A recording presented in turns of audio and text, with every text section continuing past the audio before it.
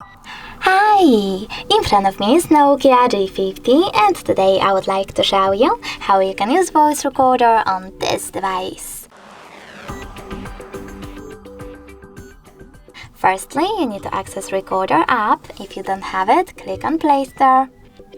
Tap on the search bar and type in Samsung Voice Recorder.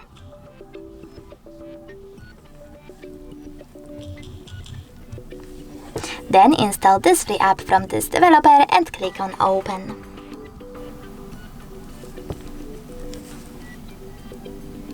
Following that, click on this red button, choose while using the app in the pop-up, and as you can see where my recording is now on. In order to pause it or unpause it, click on this middle button. If you wish to add a bookmark, click on this left icon and type in wherever you wish to, or just tap on OK. If you wish to end it and save it though, click on the track mark and choose Save at the top right corner. As you can see, my recording is here.